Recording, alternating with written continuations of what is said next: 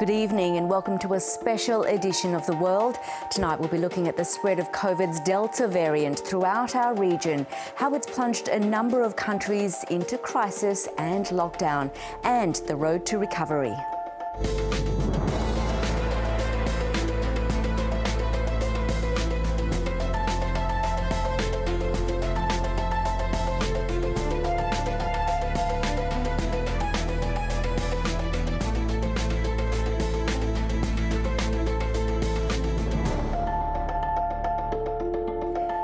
Good evening, I'm Yvonne Yong.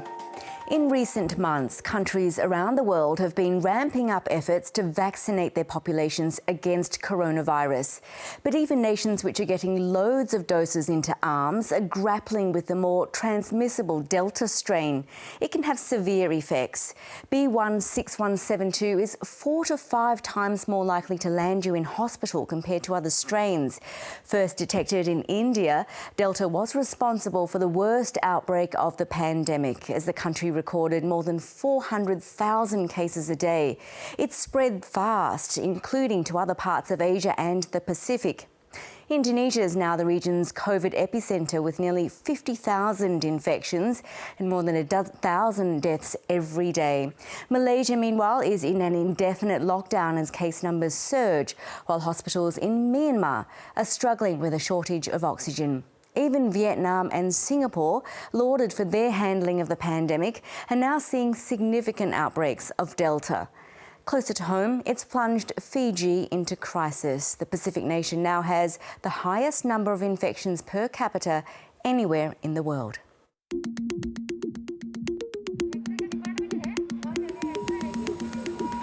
This pandemic is the worst we have ever seen till now. Living in Delhi, I can say the speed of this second surge has been nothing short of terrifying.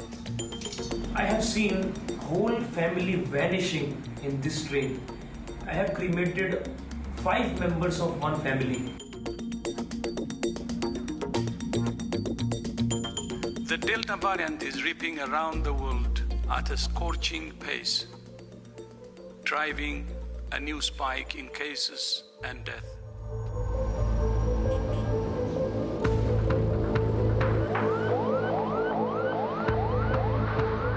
Jadi memang memerlukan oksigen. Ya, di bawahnya kebetulan yang meninggal banyak. Jadi di bawahnya tuh bednya, kebetulan kurang bednya.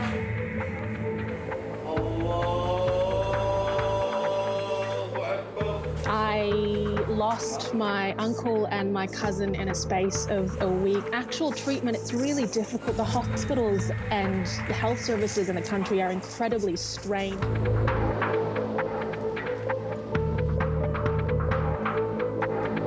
I would say that this is more or less India situation and maybe could be even worse.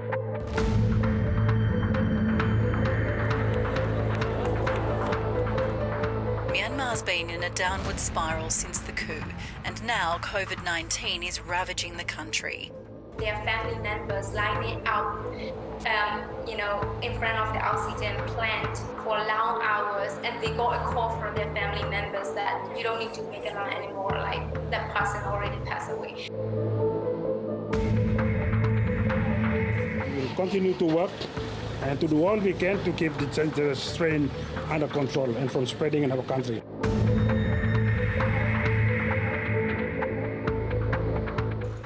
As COVID cases soar in Fiji, its government is coming under increasing pressure to put lockdown measures in place, with more than 1,200 new infections. I was afraid to come outside because I know I'll get the virus from somebody I don't know. If you're going to touch anything, you might get it. The virus has a hold over us right now, and we need to regain control over this virus.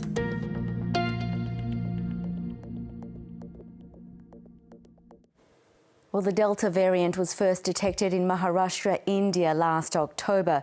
It's now spread to more than 100 countries and, according to the World Health Organization, will become the dominant strain globally. Peter Drobak is a global health and infectious diseases physician and joins me now from Oxford. Now, Peter, let's go back to when we first started to see cases of the Delta strain emerge. How did it come about?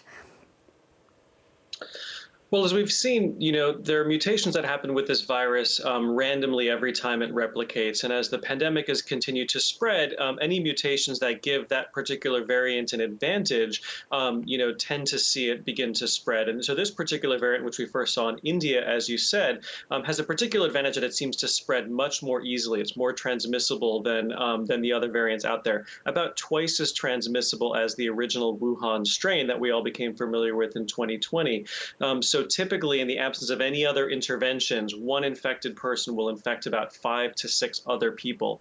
So it just spreads so much more quickly. The other features of this particular variant, which have made it particularly difficult to deal with, is that it does appear to be more likely to cause severe disease and has some degree of vaccine escape. So whilst vaccines are still highly effective, particularly at preventing severe disease, they're not as effective as they are against other variants. So even in high vaccine coverage countries like the UK, we are seeing problems with Delta.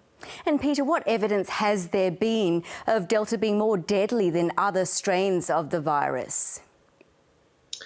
It's a little bit difficult to pick these things out because, of course, we're not catching every single case. And so some of the milder cases aren't going tested. And so we've just seen estimates.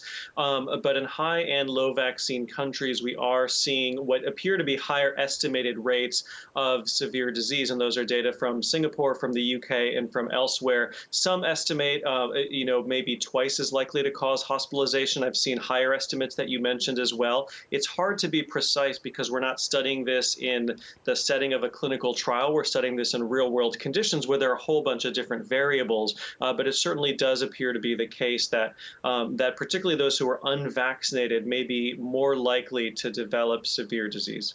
And in time, can we expect Delta to mutate into an even more tricky strain to cope with, do you think?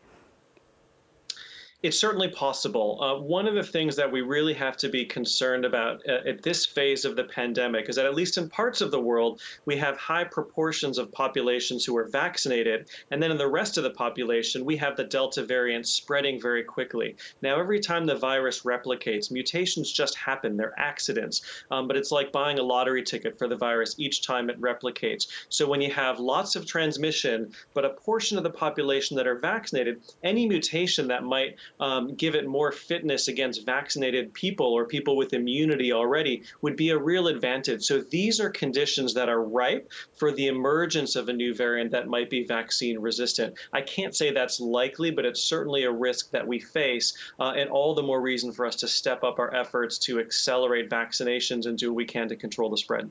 Indeed. And Peter, do we know which vaccines work more effectively against the Delta strain currently?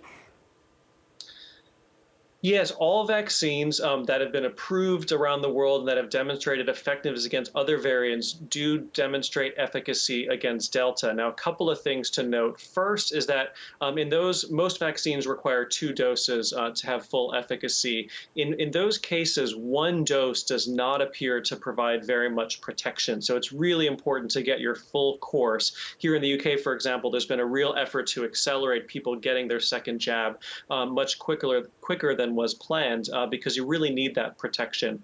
Now, the mRNA vaccines, and those are the new technology, the Pfizer and the Moderna vaccines in particular, have in general demonstrated the highest efficacy of all the vaccines, and certainly that is true for Delta as well. Some of the vaccines, particularly the inactivated virus varieties like the Cyanovac and some of the other vaccines that have come out of China, appear to be relatively less protective against the Delta variant. And in Indonesia, for example, we have seen quite a number of reported cases of health workers who had been fully vaccinated with Cyanovac who were then developing breakthrough infections with the Delta variant and causing severe disease.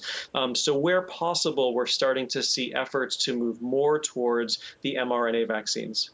Well, the UK has recently lifted restrictions despite case numbers soaring. How do you see the situation there playing out with this Delta variant spreading so fast?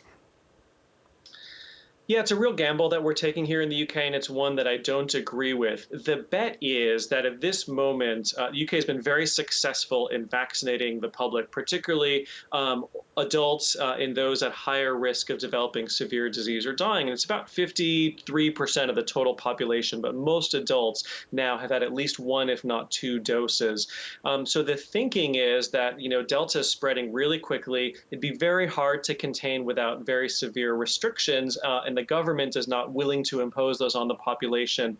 So the hope is that even as cases spread, that the number of hospitalizations and deaths will be relatively low because the vaccines do tend to provide protection against severe disease. So even if you get infected, it tends to be mild. The problem, of course, with that is that there's still a very real possibility that with almost half the population unvaccinated, children and young adults largely, if we allow uncontrolled spread, as is happening, we're headed quickly towards 100,000 cases a day in this country, that we probably will see pressure on the National Health Service. We are already seeing an increase in deaths. And of course, we're really gambling on the possibility of many more people with the long-term effects of COVID infection, which we're seeing in as many as 1 in 10 people, the risk of the emergence of new variants. This is a really complex moment, and the decision-making here is more challenging than ever. And I think a lot of eyes are on the UK in taking this step. It's unprecedented to relax restrictions in the face of a surging or spiking rate of transmission. I'm worried about what's going to happen here, but we'll all be learning together. Indeed we will, and we will be looking to the UK as an example of what could or couldn't or might not happen. Delta isn't the only variant of concern at the moment deemed by the WHO. Which others have emerged that this region in particular should pay attention to?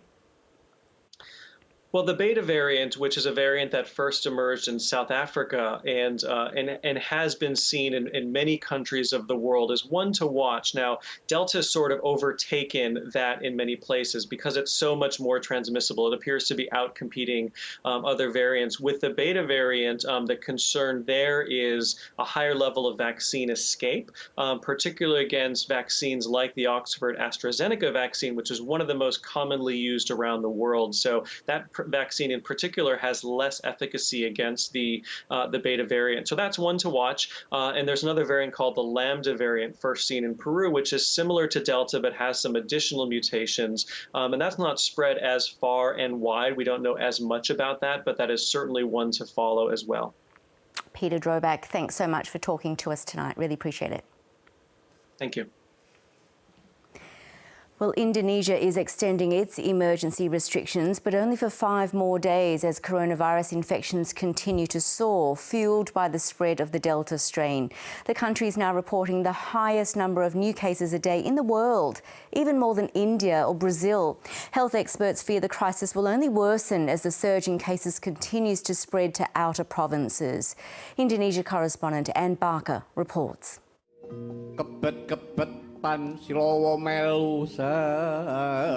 Indonesia's most famous dalang or wayang puppet master was a national treasure, loved and admired for decades.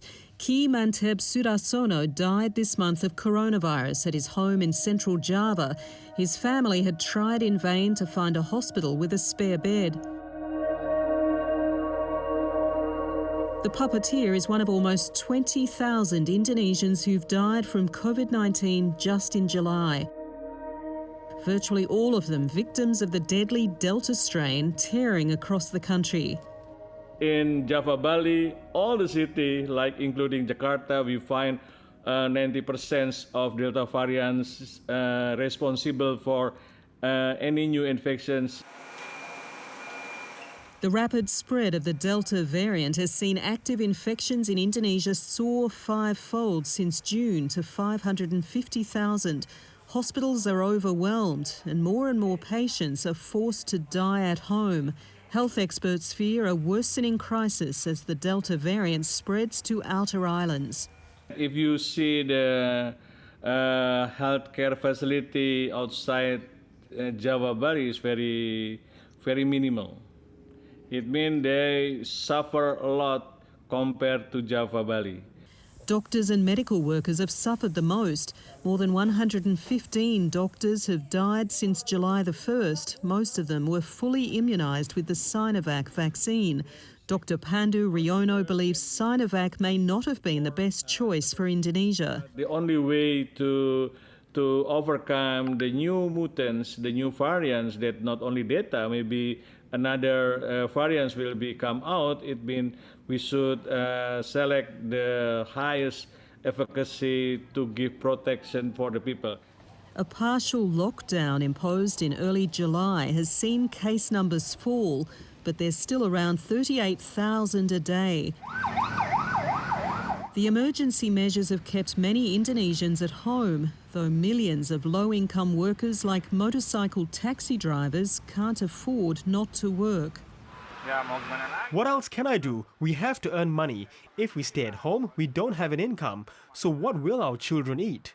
President Joko Widodo has promised to continue social welfare payments to those most in need, but many are sceptical they'll receive anything. If the government asks us to stay at home, they have to give us a financial subsidy. But in reality, it's just empty promises. Until now, I've never received a thing. Empty shops and businesses threaten an economy that last year went into recession for the first time in 2 decades. It's for that reason the government is resisting calls for tougher restrictions and is already talking about ending the lockdown next week. If the trend of cases continues to decline, then on July 26, 2021, the government will open it in stages. Health experts say reopening the economy will see infections soar again, and the government is turning a blind eye. Anne Barker, ABC News. Well, to the west of Indonesia, Malaysia is also seeing a spike in cases blamed on the Delta variant. So how are the two countries handling their Delta waves? From Jakarta, I'm joined by Irma Hidayana, a public health expert and the founder of the COVID-19 report. And from Kuala Lumpur, I'm joined by opposition MP Maria Chin Abdullah. Ladies, thank you so much for joining the program tonight. Now, Maria, if we could start with you, what comparisons can you make with how Indonesia's outbreak is unfolding compared to Malaysia? I think that what is happening in Indonesia is something that we are looking at very closely. I believe the government is doing that. We are worried definitely of this Delta variant, but and I hope that our government will actually react faster, because our healthcare services as it is actually under great stress. Where case numbers are concerned, though, per 1 million of population, Malaysia does seem to be doing worse than Indonesia. But Irma, the figures in Indonesia are still staggering, with nearly 50,000 cases a day and on the rise. Yes, true. But we are a population of 30 million. And I believe that we should be able to deal with this much better than what we are doing now. Because it's only recently that we are starting the full-scale vaccination. And even then, it is very slow. We are a population of 30 million, but it's only a third of our population are being vaccinated, first dose. Yeah, and with this Delta variant, if it gets worse, I have really my doubt whether we can actually deal with more cases of COVID in Malaysia, because at the present moment we are under testing, we are under vaccinating, and our healthcare structure is really at a brink of breaking down, because the number of cases is just too many. And Irma, is that a similar story in Indonesia? What are some of the main challenges your country is facing right now in containing this outbreak? Well, yes, I think it's quite similar, but Indonesia may be facing more difficult situation right now, since we knew that the transmissions, and then we have the increased number of infection in Indonesia, and we have a soaring and increased a number of positivity rates over the past almost 1 month. I think the positivity rates in Indonesia is always around 40 or beyond 40%. So this is, I think, a worrying situation, and we don't have enough. We don't have a substantial number of people who get the vaccines, and we don't have a full we actually have a full pictures of the transmissions, but as what is happening in Malaysia, we also still have low testing rates. This is very much concerning, actually, and the concern of increased social mixing, social mobility, and then relaxations of public health and social measures. It's everywhere. The government actually over the past 2 weeks have been put a stricter measure, but still it is not a fully lockdown where you can still see people moving around, and the mobility of the people still going on in the center or epicenters of the transmission. Indeed, because Malaysia has imposed quite strict lockdowns over the past few months. Do you think the lockdowns have been working, Maria? Seriously, no, because it's not just a strict lockdown. We also have an emergency, which is meant to actually resolve this pandemic, but it didn't. We see the cases rising. And that is really because the contact tracing, the isolation, and then the treatment is just not there. Yeah, and the vaccination is also not there. So why lock down when we don't even have a systematic plan to actually vaccinate the people? Like in Selangor, what the Selangor government is trying to do is to they did a whole round of testing in Selangor, and eventually identify the hotspot. Now they are actually doing the testing again and identifying places where there are high cases, isolating and treating, and also vaccinating everyone that is positive, that are negative. So that should be the way that the national government should be doing, but we are not doing it. And that is why I'm very worried that when we have this Delta virus, we may not be able to deal with it. And indeed, vaccinations are taking place, but in Indonesia, we're seeing a lot of health workers fall sick with COVID. Why do you think that is, Irma? Well, actually, first of all, because of the very high transmittable Delta variants in Indonesia, it's very concerning. So it makes so more people are infected by this virus, and then the consequences, we have more cases, and we have more patients with severe conditions that needs to get immediate medical help. So that's why they have to go to the hospital to seek for medical help. But unfortunately, specifically in Jakarta, greater areas, the hospital occupancy rate is almost full. And then in some places across Java and Bailand, the situation is the same. So that means that it give us the pictures, the situations within the hospital where the health worker have to face, have to tackle, have to care so many patients beyond their capacity. On the other hand, their own resources actually also limited because so many health workers are infected by the virus due to so many patients are there. And then I think Dr. Pandu Riono explained it, that the efficacy and the safety of Cyanovac, it's been questioning, and that's why the government of Indonesia right now doing an extra shot for boosters, specifically for health workers. But we will see this rollout of the Moderna booster for the health workers is actually still ongoing, not like still a very small step, but it started. But we'll see. We have to monitor closely and to make sure that all health workers will get an extra Moderna vaccination. But let me give you one thing, the figures, since our organization is recorded daily death of healthcare workers. So over the past 1.5 years, we recorded that at least 1,464 health workers have died due to the coronavirus. And this month alone in July, we recorded that at least 252 health workers died from the virus. Okay, so a significant decrease there. But you did mention China's Cyanovac vaccine, which I understand in Malaysia, the government there is phasing that out, Maria. What has the response been like there? It's phasing out, it's finishing the stock that is available and bringing in Pfizer and AstraZeneca. But I think that, what is most important is really to actually bring down the numbers is vaccination, and also to complement it with contact tracing. That is a kind of basic that everyone is doing, and we have to actually start doing it as fast as we can.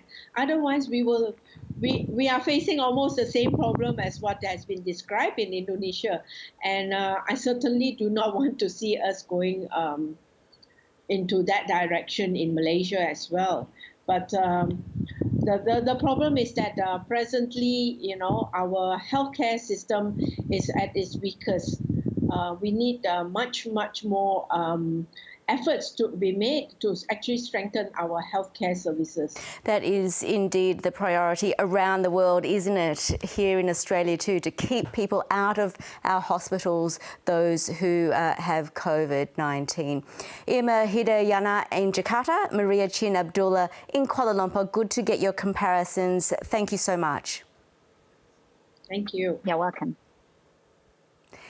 Let's turn our attention to the Pacific now, where Papua New Guinea last week, only one patient has been confirmed as having COVID. Tests are being done on other people. PNG had put in tough new restrictions to try to delay the arrival of the strain amid concerns an outbreak of the more transmissible variant would put pressure on its fragile health system. Our PNG correspondent Natalie Whiting has more from Port Moresby. At the start of this month, PNG introduced new rules for travellers to the country. You had to be fully vaccinated and do 21 days of quarantine upon arrival. The tough new restrictions were aimed at keeping out the Delta variant, which health authorities said was a significant risk to the country. But despite their best efforts, the first case of the Delta strain was detected in PNG last week. The captain of a cargo ship which had travelled from Indonesia fell sick while at sea and had to be brought ashore at Port Moresby for treatment. Authorities say strict protocols were followed for fear he had the Delta variant. That was then confirmed with genomic testing conducted in Melbourne. Another 6 crew members also tested positive for the coronavirus, and 2 of them are being treated in the city's main hospital, the Port Moresby General. We're still waiting to hear the results of genomic testing on their samples as to whether they have the Delta strain or not. Health authorities here say the focus is now on ensuring the more transmissible strain doesn't spread, but that could be tough. And arrivals from sea and air aren't the only risk for transmission. Police along PNG's land border with the Indonesian provinces of Papua and West Papua say people are continuing to cross back and forth despite the border being officially closed. From March to May this year, PNG experienced a big surge in COVID-19, with the number of cases increasing 9-fold. Hospitalisations have since fallen significantly in recent months. But this is the first variant of concern identified in PNG. Authorities are pleading with people to go and get vaccinated. But hesitancy remains a big issue here. So far, around 67,000 people have had at least 1 dose of a vaccine. That's less than 1% of the population. That was Natalie Whiting there. Let's stay in the Pacific, and Fiji's battle against COVID and the Delta strain is continuing. The country now has more infections per million people than Indonesia, with the death toll topping 100. Lise Movono is a journalist in Fiji. She says Fijians are scared and confused, but also frustrated with how the government is dealing with this wave of Delta. I think it's safe to say that everyone in Fiji is now a whole mix of emotions. There is, of course, a big pervasive fear in the community. There's still a lot of confusion given that things are deteriorating rapidly and we're not hearing a lot from our government, especially with things that are confusing. Although earlier tonight, the Ministry of Health did give us their first update of the month. There is also a lot of frustration as people continue to call for lockdowns. You yourself have extended family who have been devastated by the virus and you have a personal story to tell. Yes, that's right. And in fact, that particular death was only announced in tonight's update. And it's indicative, I think, of the situation here where deaths are happening quite senselessly. In my case, it was an aunt, a close member of the family who was only 32 years old and who contracted the virus and got to the hospital quite late. And so the doctors had to make a decision to save the baby that she never got to see and passed away a few days later, sadly. Really a sad story. How vulnerable are pregnant women to COVID in Fiji and how are health authorities addressing their needs? Pregnant women are quite vulnerable, sadly, and confidential paperwork that I acquired over the past few days showed that actually in the Colonial War Memorial Hospital, the main hospital here in the capital, Suva, it is the maternity ward where the most cases are coming from. And so what's happening is that there is a lot of fear in the community over the vaccines. And so, of course, there are a lot of people that are still not coming forward to receive the vaccine. And so what we're seeing now is that pregnant moms are turning up at the hospital quite severely infected by the virus and of course passing it on to doctors and nurses working in that particular area. Now what's happened over the past couple of weeks is that our government has managed to come to an agreement with the government of the United States of America for the supply of Moderna vaccines, which as I understand are supposed to be safer for expectant women. And you mentioned before that people are just confused about what to do. What is the most confusing in terms of the message that the government has been sending out? I think the confusion is quite widespread right across this response, but the particular problem areas, as I've seen them over the past 3 months of this particular outbreak, is one, in the area of vaccination. The vaccines were made available well before the awareness programs went out into the community areas, and what we've seen over the past couple of months is a heavy reluctance or hesitancy in the rural area, particularly amongst the indigenous population. Or rather, I should say, the Christian population seems to be where a lot of the hesitancy is coming from. And so there's not a lot of communications effort working to address that. Secondly, with regards to getting tested or getting swabbed and being able to get checked if you suspect that you have the virus, there's still a lot of confusion over, which numbers to call, and when the numbers get called, they don't get answered. And also, what the protocol is if you have a symptom, whether to call for the government to come and pick you up or whether to find your way to a health facility. And just tonight, the Permanent Secretary for Health and his team clarified that position to say that they're actually no longer testing in the community now and no longer prioritizing the return of results to people outside of the population they think will develop severe and therefore critical conditions as a result of the infection. And what is the goal in terms of vaccinations across the country? Well, it looks to be the government's main response or the main strategy is to get 80% of our adult population. So that's 80% of about 580,000 people, which is what our adult population is meant to be. So that's just under 480,000 is the 80% of the adult population that the government thinks is sufficient to achieve herd immunity. And they're hoping to do that by the 31st of October, which is not too far away. And as of today, we're only above 14% in terms of fully vaccinated Fijians over the age of 18. Lise Mavono, thank you so much for updating us from Fiji there. Manaka.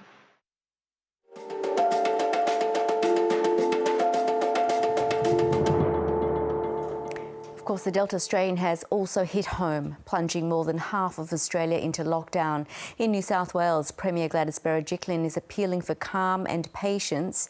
After almost 4 weeks of lockdown, the latest COVID numbers in the state are moving in the wrong direction. There are 110 new cases, 43 were in the community while infectious. Ashley Raper reports. A city almost deserted, businesses shut down and record high testing rates. But it's still not achieving the results Sydney is waiting for. We've been extremely successful in limiting the spread to what we have today, but we need to work harder. Since the start of the outbreak, it's the 4th time case numbers have hit triple digits, and only half can be linked to a known case or cluster. Most of them eventually get linked, but there is concern that there are unlinked cases. Of today's cases, 50 are from southwestern Sydney, while 43 of the overall cases were in the community while infectious, and a further 17 were out for part of their infectious period. Premier, are we still working towards having 0 people infectious in the community? Our target always is, today I spoke about that 43 number being infectious in the community. That's the number we would like to see at 0 or close to 0. It remains the aim, but now may no longer be the benchmark for coming out of lockdown. The Premier says it could depend on where people have been while infectious. If that number is in settings which are low risk, well, obviously we can ease restrictions. There's no indication when that'll be, 4 weeks into lockdown. It is a bit tricky because I've got 2 kids, so homeschooling is really killing me. I just play computer games with my mates. That's pretty much it. Not much difference for me right now. We're in a holding pattern. The Premier insists we haven't seen the results of the harsher lockdown. That won't come for a few days. So Gladys Berejiklian is unwilling to make a call on whether the current course of action is effective enough or whether there needs to be a change. Yesterday you said that the green shoots are there. Today's numbers don't seem like green shoots. Was that premature? No. The green shoots are, we have stopped what we call exponential growth. Had we not put in the measures we had, we would have had literally thousands and thousands of cases by now. But now the restrictions are in place, many might see the measure of success is different. Ashley Raper, ABC News, Sydney. Well, there's been a jump in the number of COVID infections in South Australia. Late this afternoon, authorities revealed 6 new cases linked to a winery and an Adelaide restaurant, in addition to one this morning, taking the state's total to 12 cases. The Chief Public Health Officer says the exposure sites are examples of super spreader events and described the situation as very serious. City streets empty and beaches abandoned. As South Australia woke to its first full day in lockdown, it appeared most were heeding the warning. We'd been out running and run from home and thought we'd grab a coffee on the way back, so didn't have a mask on us, but they were pretty good about it. Every indicator we've seen so far suggests that people are doing the right thing. And with a growing list of exposure sites comes more people needing to be tested. For a second night, clinics were overrun, with many forced to sleep in their cars. It was 14 hours and 5 minutes. I got onto the queue at 10:45 last night, and came out at 14:20 today, 2:20 today. He wasn't alone. Almost 13,000 tests were done yesterday, with most waiting hours. Since 10 o'clock last night. About 10 hours now. Yeah. The people in front of us have a newborn and I'm pregnant, so it's a really long wait. The opposition's concerned the long lines may have turned people away. Not only is it awful for those people being stuck in that situation, but it potentially could defer somebody getting a test that could put more people at risk. Of the 7 new cases announced today, 5 are linked to the Tenerife Creek Winery in Yatalunga and 2 are linked to the Greek on Halifax restaurant. I would say that both the Greek on Halifax and this winery are examples of super spreading events. Also of concern, the 2 schools on the list of exposure sites. Westminster in the southwestern suburbs was attended by a positive case on Monday, but thankfully there weren't any students attending. It's a different story for the Gawler and District College in Evanston, which has been closed until further notice. Any student or teacher who was there on Monday needs to get tested and isolate with their household contacts for 14 days. That will be a massive undertaking to get all of the people that we need to have tested. Burnside shopping centres also been added to the list of exposure sites, authorities again stressing the need for people to check in using the QR code system. It's so important they'll be expanding it to the public transport system in coming days. Victorian health authorities say they're getting on top of the state's latest COVID outbreak. Of the 22 new cases recorded in Victoria, 16 were in isolation while infectious. The remaining 6 cases were in the community but registered very few exposure sites. Here's state political reporter Bridget Rollison. From the city to the suburbs, the effects of 5 lockdowns and nearly 200 days of forced closures are clear. I mean, we're human, we're not a machine, you know. It's very difficult, very difficult. Oakley business owner George Karakoussis has watched many colleagues around him shut up shop for good. I'm now 63 and I don't know what my future is. Fish shop owner Jim Samiotis is managing to keep a smile on his face despite not making a profit. At the moment I'm covering my expenses, that's it, that's all I want. This situation, all our local produce, we're just throwing in the bin. The Victorian government has announced an extra $282 million for businesses affected by the lockdown extension. As someone who has spent all of my 52 years living in Melbourne, who loves this city, who wants to see it thrive, of course it hurts every one of us. Cash grants will be topped up to more than $7,000 for pubs and restaurants. Alpine businesses hit hard during this snow season will get another $3,000. Sporting clubs can get a $2,000 grant, while other eligible businesses can claim another $2,800. This time of year, bookings will be full. Such great snowfalls, the resort absolutely looks great, but there's no one around it. It's actually quite sad. Businesses not registered for GST will get help to access Commonwealth support. There are some gaping holes in today's announcement, which means sadly a lot of small businesses are likely to go under. Even with 22 new cases today, authorities are hopeful.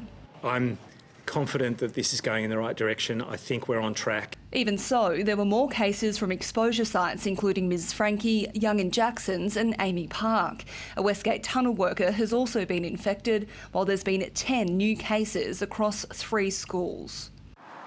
3 removalists from Greater Sydney were caught trying to enter the state near Mildura yesterday. They were fined and sent back. I don't know what it is with New South Wales removalists, but let it be a lesson that if you break the rules, there are consequences. The Chief Health Officer says if Victoria didn't go into lockdown as quickly as it did, we could be seeing 300 cases a day by now. Instead, he believes we've hit the peak of cases out in the community and expects that crucial number to drop to 0 in a matter of days. Bridget Rollison, ABC News, Melbourne. Now, as we heard earlier, the first country to see the impact of the Delta variant was India, where a devastating second wave captured the world's attention. In early May, cases climbed to more than 400,000 a day and total deaths surpassed 418,000 now, although experts say the actual tally of those who have died is more likely in the millions. I'm joined by Professor K. Srinath Reddy, an epidemiologist and president of the Public Health Foundation of India. Now, Professor, we last spoke to you in April when India was going through its devastating second wave. How has the country fared since then?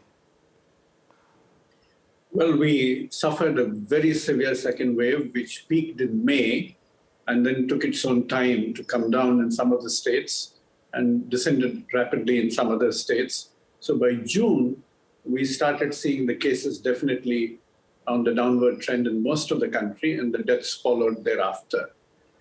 But it's not a uniform trend. We find some of the states like Kerala still showing a very slow descent and actually plateauing off. Maharashtra also has had a slow descent, but is now showing a definite downward trend. Some of the states in the northeastern region, which commenced their second wave later than the rest of the country, are still showing spikes, though their overall numbers are not very high. About 10 states in India are now contributing to 90% of the cases, and about 10% of the districts in India are likewise contributing to majority of the cases. And so we are still not seeing the end of the second wave fully, but we are preparing now for a possible third wave. you are preparing for another spike. You don't think the downward trend will continue? There are very real risks for another spike soon, do you think? Well, I would say that as far as most of the country is concerned, the second wave has ended. But in some parts of the country, the second wave is still to disappear. And I would say in cricketing terms that even as we are padding up for the third wave, the second wave has not yet declared its innings so far. But we definitely recognize that sometime in the future, we do not know when, the predictions are anywhere from August to October, the country will experience a third wave. We are hoping that our preparations will be much better this time and keep it down to a small ripple rather than a tidal wave. Are hospitals still being overwhelmed, given there are still around 40,000 cases a day across the country? As of now, there is no such report because fortunately, the states where we are still seeing the plateauing effect, that is Kerala and to some extent Maharashtra, have been well prepared and their health systems have been functioning well. It has been mostly in some of the North Indian and Central Indian states where we had seen the hospital systems overwhelmed. But since the curve has now descended there, the pressure is much less now. But nevertheless, the preparations are going on now to ensure that next time around, the hospital systems across the country are much better prepared with the beds, oxygen, and equipment. Hopefully a lot of lessons would have been learned. Meanwhile, restrictions, have they been eased significantly? Are people there just learning to live with COVID? What's the government's strategy going forward? Well, the central government has left it to the individual states while issuing some caveats that states which are showing, or districts which are showing a high level of test positivity rate must still observe considerable amount of restrictions. And some of the states are indeed following that. But in many places, the restrictions have been greatly eased. For example, in Delhi, and with very minimal restrictions, we are seeing a fair amount of crowding.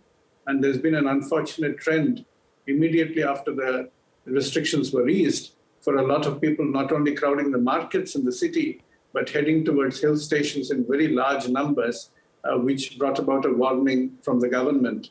And now some restrictions are being placed on the tourist traffic as well. So we are seeing variable behavioral patterns across the country, which is a cause for concern. And which vaccines are being administered in India and how effective have they been in curbing the spread of COVID, or is it too early to tell? Well, we have seen 3 vaccines currently in use. 2 have been in use since January.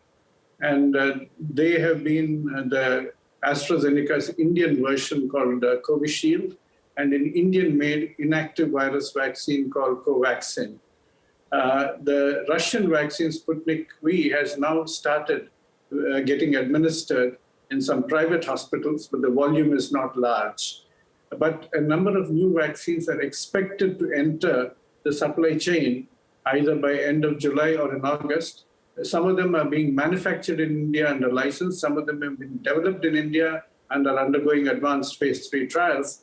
And if they pass the regulatory test, then by August, we should be in a much better shape in terms of our supply chain. As of now, about 24% of the people have received a single dose, and about 6.3% of the people have received 2 doses, that is as of yesterday. That's still a low number. We still need to ramp up our vaccination rates, which we hope that from August onwards, we'll see much better rates of vaccination. And just finally, India was the first country to have to deal with the Delta variant. What can other countries learn from its experience? Firstly, do not be unprepared. Do maintain a vigil in terms of trying to identify the emergence of new variants within your countries or entry from other countries by doing genomic testing of a reasonable number of samples so that you catch the variants early.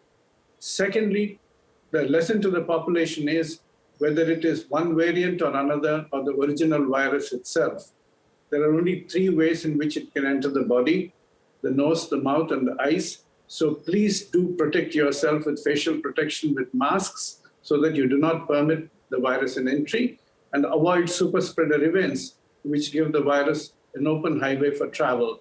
And meanwhile, vaccinate as fast and as far as possible. Professor K. Srinath Reddy, thank you very much. Most welcome.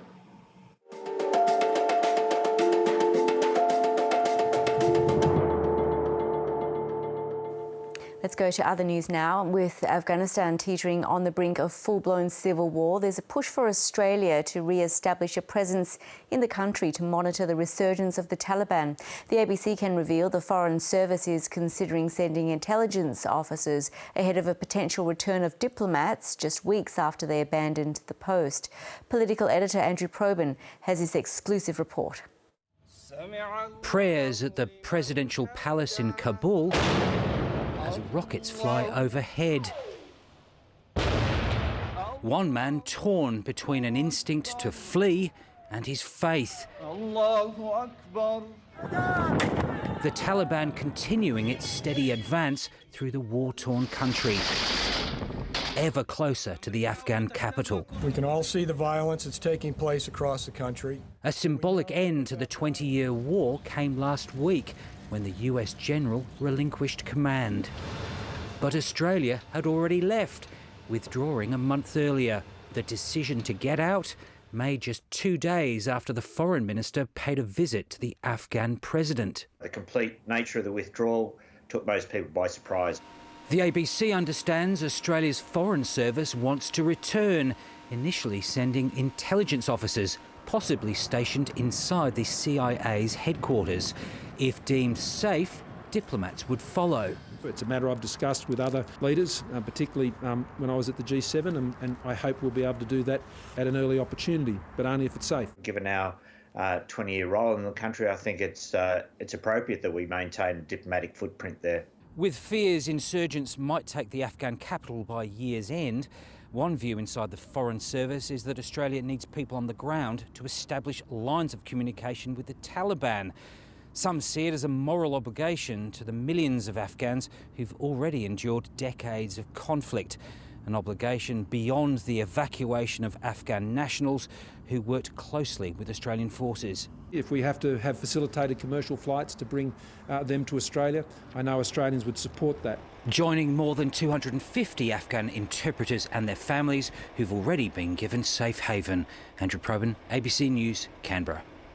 At least 12 people have died in central China, where severe flooding is causing chaos. Torrential rains lashed Henan province, including its biggest city, Zhengzhou, where 20 centimetres of rain fell in just 1 hour.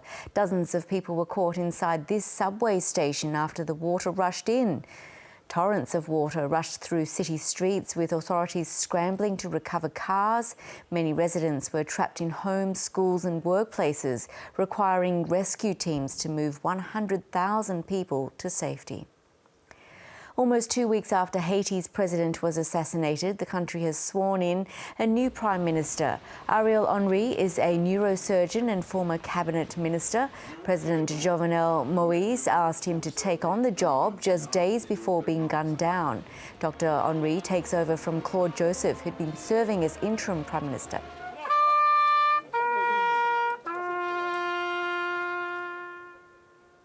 Police have blamed a US-based Haitian doctor for masterminding the attack and hiring foreign mercenaries to carry it out. Rio Tinto has agreed to fund an investigation into the ongoing damage from an abandoned mine in Papua New Guinea.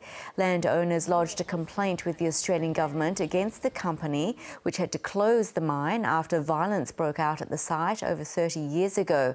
They blame Rio Tinto for leaving behind 1 billion tonnes of mine waste, which is causing environmental damage in Bougainville.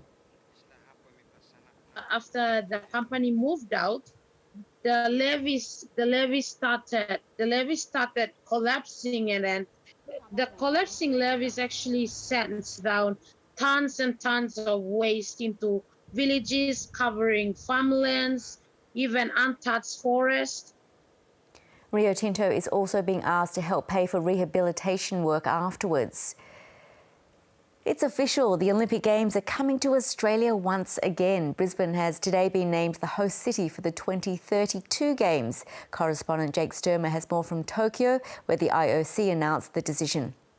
According to the IOC, it wasn't necessarily a done deal, but I suspect that was just to drum up a bit of suspense and excitement for the vote that took place here a short time ago. The reality is that when Queensland was named the preferred bidder earlier this year, it really became somewhat of a fait accompli.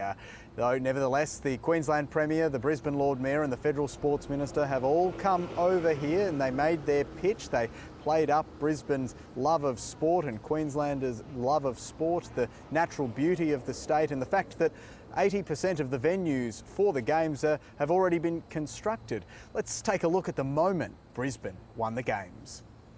That the Games of the 35th Olympiad are awarded to Brisbane, Australia.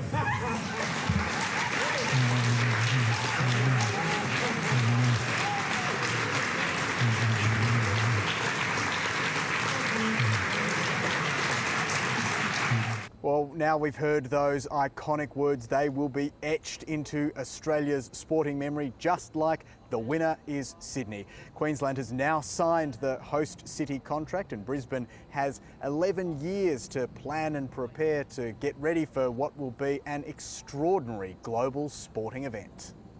Jake Sturmer there. Well, that is your world for tonight. Thanks for joining me for this special edition. If you've missed bits, the full episode can be found on the ABC's In-Depth channel on YouTube.